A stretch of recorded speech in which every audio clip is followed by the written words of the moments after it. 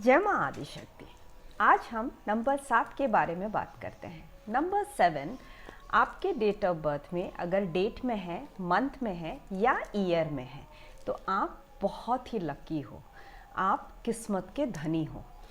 Complete problems, बहुत सारे issues आपके लाइफ में, कुछ ना कुछ इश्यूज या कोई ना कोई ट्रबल्स लगा रहेगा और आखिरी मोमेंट में जाकर कहीं से ना कहीं से एक हेल्पिंग हैंड मिलता है, एक स्पिरिचुअल एनहांसमेंट मिलती है जिसके वजह से आप वो प्रॉब्लम से निकल के आते हो। यही किस्मत है। आप एग्ज़ाम के लिए कम्प्लीटली प्रिपेयर नहीं हो लेकिन आप एग्ज़ाम अपीयर करते हो और पेपर बहुत ही अच्छा जाता है, ये किस्मत है। हम नंबर 7 को प्लैनेटरी पोजीशंस में केतु का दर्जा देते हैं। तो अगर राहु और केतु ही हैं हमारे कुंडली में, काल सर्प योग बनाते हैं। तो अगर मैं केतु के बारे में और थोड़ी सी क्लैरिफिकेशन देने की कोशिश करूं तो हम लोग एक स्टोरी के साथ इसको स्टार्ट करते हैं। सतयुग में जब आपका समुद्र मंथन हुआ था उस वक्त राक्षस और देवताओं के बीच में अमृत को लेके युद्ध हुआ था। तो अमृत बराबर हिस्सों में बांटा जाए जिसके वजह से भगवान विष्णु ने मोहिनी का रूप लिया और मोहिनी के रूप में भगवान विष्णु ने अमृत को डिस्ट्रीब्यूट करना स्टार्ट किया।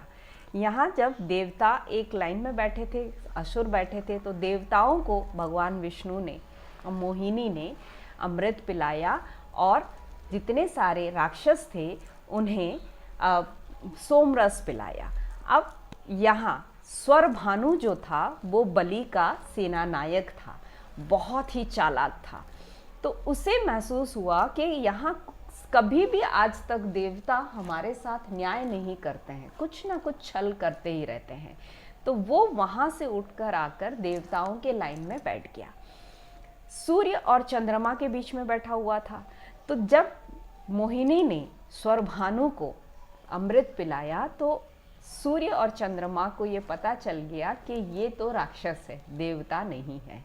तो उन्होंने जब विष्णु को बताया तो विष्णु ने अपने सुदर्शन चक्र से स्वरभानु का सिर धड़ से अलग कर दिया। तो सिर को हम लोग राहु बोलते हैं और धड़ को हम लोग केतु बोलते हैं। तो यहाँ राहु हर वक्त सूर्य को ग्रसता है और ग्रहण लगाता है और उसी तरह केतु चंद्रमा को ग्रसता है और ग्रहण लगाता है।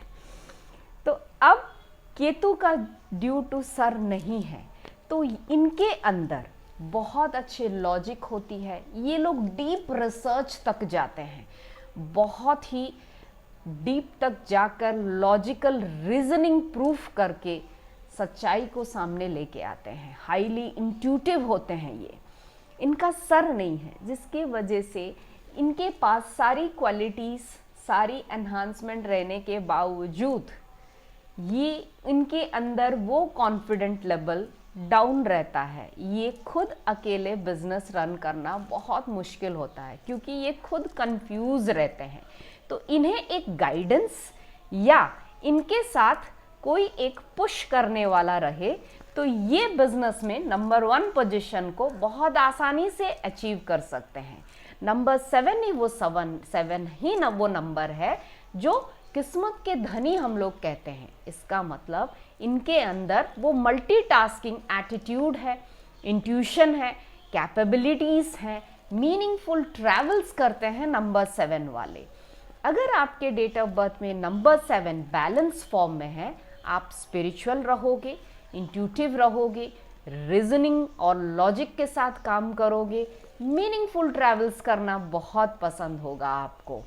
लेकिन अगर नंबर 7 आपके डेट ऑफ बर्थ में इम्बैलेंस फॉर्म में आती है तो आपके अंदर ओवर थिंकिंग का जो लेवल है वो बहुत बढ़ जाएगा। क्यों हुआ, किस लिए हुआ, किस वजह से हुआ, ढेर सारे सवाल आ जाते हैं यहाँ पर। और वो सवाल अगर आप पूछने लगो तो आप शक्की बन गए और सस्पिशियस नेचर आ गया आपका। अगर आप वो सवाल नहीं पूछते हो, खुद अपने अंदर डिप्रेशन और बहुत सारे सवालों के साथ जूझते हुए ओवर थिंकिंग का शिकार बन जाते हो।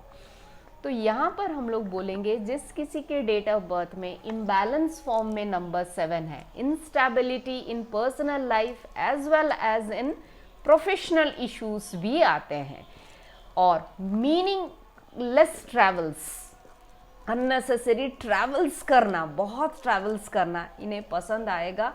नहीं चाहते हुए भी ट्रैवल्स करने पड़ेंगे अगर आपके चार्ट में नंबर 7 केतु इम्बैलेंस फॉर्म में है। तो जितने जल्दी हो सके अपने चार्ट में नंबर 7 केतु को बैलेंस फॉर्म में लाने की कोशिश कीजिए और सक्सेस, लक को अपने फेवर में कीजिए। जय मां।